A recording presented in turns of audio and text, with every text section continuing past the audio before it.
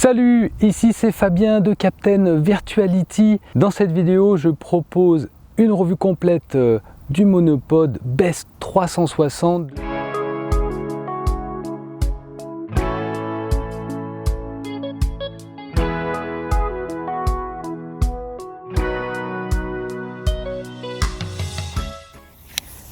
Hop là!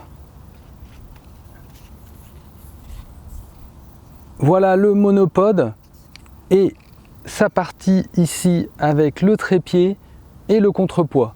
On va voir les avantages d'utiliser un monopod de bonne qualité avec un trépied et un contrepoids par rapport à d'autres types de trépieds comme celui par exemple que j'utilise pour mon appareil photo. On va également comparer avec d'autres monopods la canne à selfie Insta360, le monopod de Bushman. Ici c'est la version 1 du Bushman. J'ai la version 1, il existe également une version 2.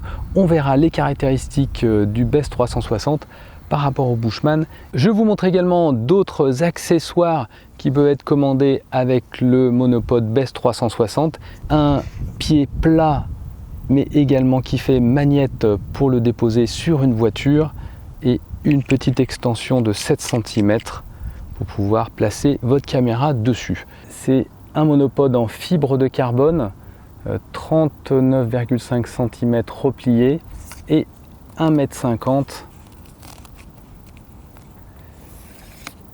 totalement déplié. On a également un pas de vis au culot du monopod. Ici, une petite poignée pour bien le tenir et vous avez ces petits clips, des vis de serrage qui permettent d'ajuster la hauteur comme on le souhaite et d'éviter tout retour du monopod. Voici le trépied du Best 360, un trépied en aluminium léger puisqu'il y a des petits trous ici pour éviter le surpoids de matériel. Un trépied avec une bonne stabilité au sol, avec ces petits grips ici de chaque côté. Les jambes sont assez longues pour pouvoir avoir quand même une bonne portance. Le troisième accessoire du monopod, c'est le contrepoids, ici en inox, de 500 grammes. Un petit grip qui va servir à bien visser le contrepoids au monopod. Et ensuite, vous n'avez plus qu'à venir fixer votre caméra 360 au sommet pour avoir le dispositif prêt à l'emploi. Quel est l'avantage d'un monopod par rapport à un pied type appareil photo comme celui-ci? Alors pour utiliser le monopod, on va utiliser un trépied avec une surface au sol très faible. Ici, vous voyez que la surface au sol est plus importante. Et également, ça va créer une ombre. Tout ça va se voir à l'image puisque la caméra 360 capte la totalité de la scène.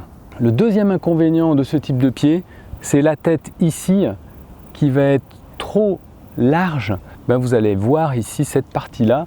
Les monopods vont avoir une tête très fine qui va permettre à la canne de disparaître complètement ensuite à la prise de vue. Et la canne ici est invisible, on voit qu'une petite partie du trépied qui est vraiment minimalisé et également l'ombre. Et j'ai pas étiré toutes les sections. Voici la dernière section que je peux allonger et vous voyez, je fais un peu plus d'1,70 m et avec la caméra, on arrive à hauteur d'homme sans problème. Et on peut régler ensuite comme on le souhaite pour avoir la bonne position, par exemple pour ses photos et pour les visites virtuelles. On peut avoir des risques de chute, notamment quand il y a du vent ou quand vous posez et vous partez et vous lâchez un peu trop vite. Vous pouvez avoir un basculement de la caméra et là on a quand même une très bonne stabilité vu que le sol en plus c'est pas très plat. Il a tendance à revenir sur sa base et pas basculer complètement. Hop, on le voit. Il faut quand même pas qu'il y ait trop de vent. Mais en tout cas, ça protège grandement votre caméra.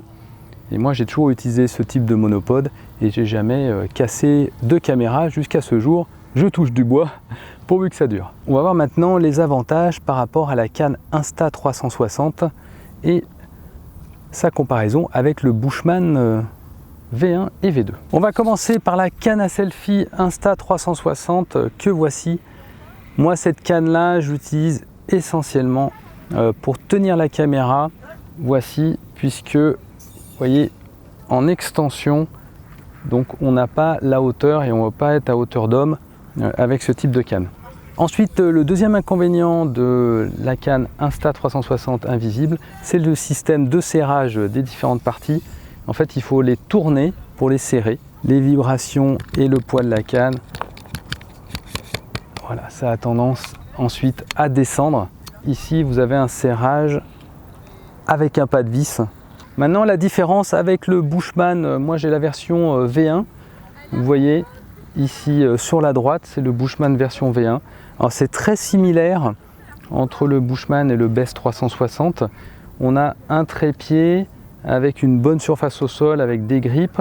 Un contrepoids également. Ici, moi sur la V1, c'est un contrepoids de 240 grammes, alors qu'ici c'est 500 grammes. Et on a une canne qui est bien pratique et qu'on peut tenir également avec une poignée et des sections avec des pas de vis. Il existe également la version V2 du Bushman qui est vraiment là très similaire au Best 360 de Chanil, avec un contrepoids de 400 grammes, la canne en 4 sections qui permet de réduire la taille repliée. Et la grande différence, c'est qu'ici c'est de l'aluminium et là c'est de la fibre de carbone et on gagne en poids sur le monopode. C'est vrai que c'est un peu cher, on va dire, d'investir 145 € dans un monopode trépied, mais vous allez vous y retrouver puisque vous pouvez éviter une casse de caméra. Et également, vous allez garder plusieurs années. Moi, le Bushman, ça fait déjà plus de 2 ans que je l'ai et ça bouge pas, c'est très stable dans le temps. Le trépied en aluminium, le contrepoids de 500 grammes, le monopode 1,50 m en extension en fibre de carbone et en plus dans le bundle, la fixation magnétique avec l'extension de 7 cm. Voilà le magnète qu'on va pouvoir poser sur la voiture avec l'extension de 7 cm.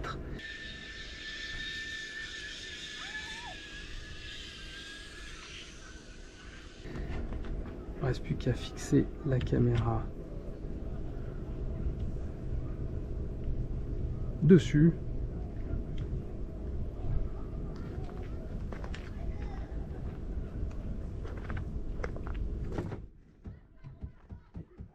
C'est là.